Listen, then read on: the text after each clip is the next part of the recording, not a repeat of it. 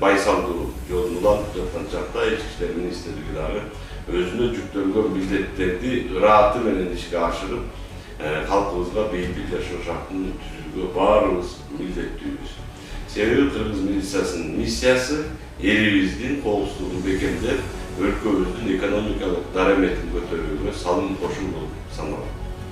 Коопсуздук тутумуна шайкеш келген кыргыз милициясы өзүнүн бүткүл күч аракетин элибиздин бейпил турмушун камсыздоого жумшап, мындан ары дагы өлкө беребиз демекчи.